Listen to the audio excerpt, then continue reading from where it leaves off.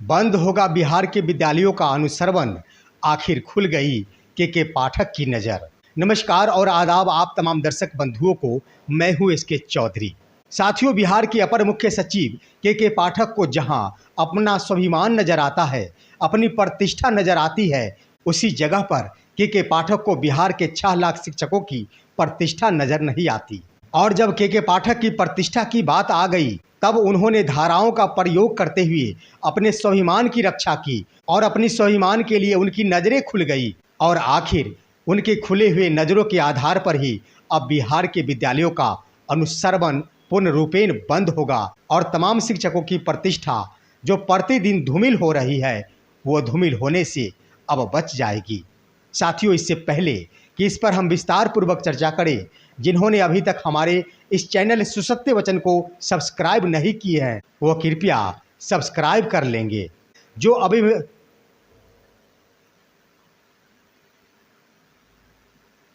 साथियों, बिहार के अपर मुख्य सचिव के पाठक जो अपनी स्वाभिमान के लिए कुछ भी करने को तैयार रहते हैं, जो अपनी प्रतिष्ठा बचाने के लिए हर पल संविधान के धाराओं का प्रयोग करते हैं, और जब उन पर कोई सवाल आता है तो बड़े से बड़े अधिकारी हो या फिर राजनेता हो, उनकी बातों को काटने से कतई वो परहेज नहीं करते हैं।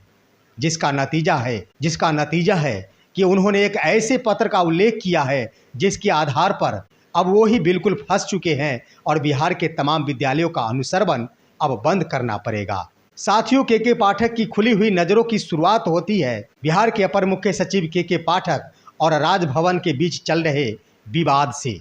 आप सभी अवगत है कि राजभवन और के पाठक के बीच विवाद इतना गहरा गया है कि वह थमने का नाम नहीं ले रहा है। जहां के पाठक ने शिक्षा विभाग में कुलपतियों के बैठक के लिए 6 बार बैठक का आयोजन किया, लेकिन एक बार भी बिहार के कुलपतियों द्वारा अपनी उपस्थिति उस बैठक में दर्ज नहीं कराई गई। साथियों, के पाठक इस बात से काफी गुस्से में चल रहे थे और उन्होंने विश्वविद्यालय के शिक्षकों पर नकेल कसने की बात कही थी। इसके लिए उन्होंने जोरों शोर से कदम भी उठाई, जिसका नतीजा हुआ कि सबसे पहले उन्होंने विश्वविद्यालयों के खातों को सील किया। उसके बाद भी बात नहीं बनी तो उन्होंने वर्ष 2023-24 के अंतर्गत विश्वविद्यालयों के खातों में पड़े राशियों को शिक्षा विभाग में वापस मंगवा लिया।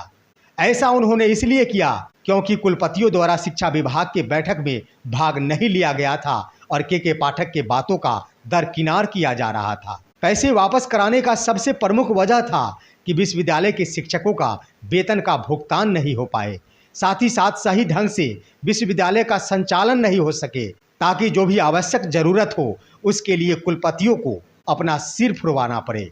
साथियों, आप सभी हमारे इस वीडियो में बने रहेंगे क्योंकि आप सभी को अपने मुद्दों पर ले जाने से पहले इन तमाम बातों की जानकारी देना अत्यंत आवश्यक है। आइए संक्षिप्त में इसकी जानकारी लेते हैं। साथियों, विश्वविद्यालयों के संचालन की जब बात आई तो राज्यपाल महोदय अब इस पर संज्ञान लेना शुरू किए। उनकी चिंता बढ़ गई कि आखिर शिक्षा विभाग के अपर मुख्य सचिव के पाठक क्यों इतना इतरा रहे हैं और क्यों राज्यपाल से भी, राजभवन से भी टकराने की बात कह रहे हैं। इसके लिए राज्यपाल महोदय के सचिव ने के पाठक को एक पत्र लिखा, जिसमें कई सारे सवाल उठाते हुए विश्वविद्यालयों के संचालन संबंधी आदेश दिए। साथ ही साथ के पाठक को भी कई सारे निर्देश दिए कि शिक्षा विभाग को आखिर कैसे चलाया जा सकता है, इसके लिए उनको समझदारी की आवश्यकता है। साथियों, राजभवन के सचिव रॉबर्ट एल चोंगथू द्वारा लिखे गए पत्र को के पाठक ने गंभीरतापूर्वक पढ़ा और उसके बाद उन्होंने एक गंभीर पत्र रॉबर्ट एल चोंगथू के नाम से लिखा और उन्होंने बहुत बड़ी बातें कह डाली। उनके अंदर जो बातें चल रही थी, इतने दिनों से जो विवाद गहरा रहे थे, उसका उन्होंने इस पत्र में खुलासा कर दिया। जो पत्र के पाठक की ओर से रॉबर्ट एल चोंगथू के नाम से लिखा गया, वह अंग्रेजी में 3 पेज के पत्र थे और उन्होंने सबसे पहले खुले शब्दों में लिखा कि रॉबर्ट एल चोंगथू कि आप राजभवन के सचिव हैं या फिर कुलाधिपति के सचिव हैं। साथियों, आप सभी अवगत हैं कि राज्यपाल महोदय कुलाधिपति भी होते हैं, यानी बिहार के सारे कुलपति उनके अंदर ही आते हैं, इसलिए उन्हें कुलाधिपति कहा गया है। इन्हीं बातों को लेकर के पाठक ने रॉबर्ट एल चोंगथू को लिखा कि सबसे पहले आप यह स्पष्ट करें कि आप राजभवन के सचिव हैं या फिर कुलाधिपति के सचिव हैं। आगे उन्होंने लिखा कि अगर आप राजभवन के सचिव हैं तो इससे आगे हमें कुछ नहीं कहना, बस राज्यपाल महामहिम के संवैधानिक शक्तियों की प्रतिष्ठा का ख्याल रखते हुए हम यही कहना चाहेंगे कि राजभवन और शिक्षा विभाग के मुद्दों को मुख्यमंत्री या फिर शिक्षा मंत्री के पास ले जाया जाता तो बहुत ही बेहतर होता। उसके बाद साथियों के पाठक रॉबर्ट एल चोंगथू को लिखते हैं कि अगर आप कुलाधिपति के सचिव हैं तो आपको हमारे मामले में कहीं से भी हस्तक्षेप करने का कोई अधिकार नहीं है और हमें इन बिंदुओं से घोर आपत्ति है। साथियों, आपत्ति भरे शब्दों के बाद के पाठक ने यह भी लिखा कि हमें आपत्ति इसलिए है कि कुलाधिपति भी कुलपतियों जैसे एक अधिकारी है और वो भी शिक्षा विभाग के अंतर्गत ही आते हैं। यानी इन शब्दों से स्पष्ट हो गया साथियों कि इतने दिनों से राजभवन और के पाठक के बीच जो विवाद चल रहे थे उसके मेन मुद्दे थे कि के पाठक जहां अपर मुख्य शिक्षा सचिव है वे अपने आप को राज्यपाल महोदय से ऊपर समझ रहे थे और वो इस रूप में समझ रहे थे कि राज्यपाल महोदय जहां कुलाधिपति हैं और कुलाधिपति शिक्षा विभाग के अंतर्गत ही आता है और शिक्षा विभाग का सर्वे सर्वा मैं हूँ, तो राज्यपाल महोदय कुलाधिपति के रूप में हमें कोई दिशा निर्देश नहीं दे सकते। और इसी के कारण जब राज्यपाल महोदय कोई भी पत्र लिखते थे तो उनका कोई भी असर के पाठक के ऊपर नहीं पड़ता था, क्योंकि के पाठक यही समझते कि कुलाधिपति आखिर हमारे अधीनस्थ एक अधिकारी है। यानी कह दिया जाए साथियों तो के पाठक अपनी प्रतिष्ठा और स्वाभिमान बचाने के लिए अपनी नजरें को खोली और उन्होंने बिहार के महामहिम राज्यपाल महोदय की प्रतिष्ठा का भी ख्याल नहीं रखा और खुद को सर्वे सर्वा साबित करने के लिए उनका भी प्रतिकार किया, उनकी बातों को नहीं मानी और संविधान की धारा 1976 के तहत उन्होंने खुली चुनौती राज्यपाल महोदय को दे डाली। साथियों, अब अपर मुख्य सचिव के पाठक को अपने गिरेमान में झांक कर देखने का समय आ गया है। के पाठक को जब अपनी प्रतिष्ठा बचानी होती है, जब खुद को सर्वे सर्वा साबित करने की बात आती है तो वो संवैधानिक धाराओं का इस्तेमाल करते हैं, लेकिन जब विद्यालय के शिक्षकों की बात आती है तो उनको कुछ भी नजर नहीं आता। आखिर के पाठक को अपने खुली हुई नज़रों से देखना पड़ेगा और बिहार के विद्यालयों में प्रतिदिन हो रहे अनुश्रवण पर रोक लगाना होगा, क्योंकि बिहार के विद्यालयों में कार्यरत शिक्षकों की भी अपनी प्रतिष्ठा है। क्योंकि बिहार के विद्यालयों में वैसे शिक्षक हैं जो राजकर्मी हैं, नियमित संवर्ग के शिक्षक हैं, बीपीएससी शिक्षक हैं, नियोजित शिक्षक हैं, सभी की अपनी अपनी सेवा संहिता है। और सबसे बड़ी बात साथियों कि बिहार के नियोजित शिक्षक जिनके नियमावली का निर्माण पंचायती राज अधिनियम के तहत की गई है और पंचायती राज अधिनियम के तहत भी नियोजित शिक्षकों का अधिकार बनता है कि उनका अनुश्रवण किसी भी अधीनस्थ कर्मियों द्वारा नहीं कराया जा सकता।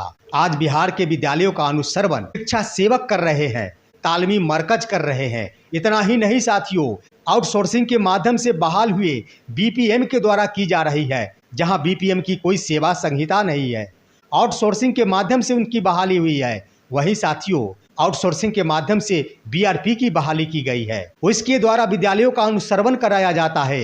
इतना ही नहीं साथियों, डाटा एंट्री ऑपरेटर जिनकी नियुक्ति आउटसोर्सिंग के माध्यम से की गई है, उसके द्वारा विद्यालयों का अनुश्रवण कराया जा रहा है। क्या शिक्षकों की प्रतिष्ठा नहीं है? क्या शिक्षकों का अपना स्वाभिमान नहीं है?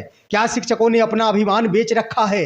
के पाठक को अपने गिरिमान में झांक कर देखना पड़ेगा, क्योंकि उन्होंने बिहार के महामहिम के प्रतिष्ठा के साथ अगर खिलवाड़ की है, अपने आप को सर्वे सर्वा साबित करने के लिए बिहार के शिक्षकों के प्रतिष्ठा के साथ खिलवाड़ करने का कतई अधिकार नहीं है के पाठक को। और अविलंब विद्यालयों के अनुश्रवण का कार्य चयनित कर्मियों के द्वारा किए जाने पर रोक लगाना चाहिए। के पाठक द्वारा अविलंब एक पत्र जारी कर देना चाहिए कि शिक्षकों के अधीनस्थ कर्मी द्वारा उनका अनुश्रवण नहीं किया जाएगा।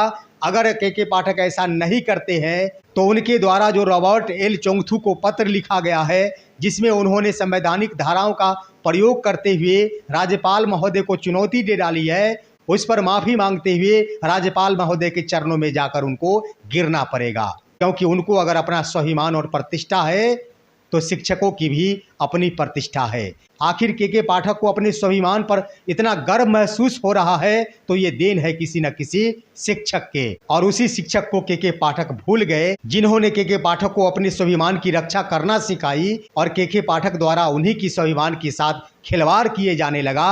आखिर भगवान भी के पाठक को माफ कर पाएंगे या फिर नहीं, इस पर भी संशय बरकरार है। लेकिन इतना तो जरूर कहेंगे कि के पाठक को अपने गिरमान में झांकते हुए अविलंब शिक्षकों का दोहन, साथ ही साथ प्रतिदिन धूमिल हो रहे प्रतिष्ठा के साथ खिलवाड़ पर रोक लगाना चाहिए। साथियों, एक बात भी मैं स्पष्ट करता हूं कि शिक्षकों और विद्यालयों का अनुश्रवण अगर शिक्षकों से ऊपर के अधिकारी द्वारा किया जाता है तो शिक्षक सहर्ष दिल से उनका स्वीकार करते हैं और उनका स्वागत भी करते हैं, परंतु शिक्षक मजबूर हो चले हैं के पाठक के आगे और वे अपने अधीनस्थ कर्मियों के द्वारा अपने आप का अनुश्रवण करवाते हैं। साथियों, इन बिंदुओं से एक और बात स्पष्ट हो गई है कि आखिर अपर मुख्य सचिव के पाठक मुख्यमंत्री की बातों को क्यों नहीं मानते। मुख्यमंत्री के द्वारा जो एक प्रेस नोट जारी किया जाता है उसको भी के पाठक क्यों नहीं मानते, इसका भी खुलासा हो गया है। इसका सबसे बड़ा कारण है कि जो भी पत्र जारी किया जाता उस पर माननीय मुख्यमंत्री का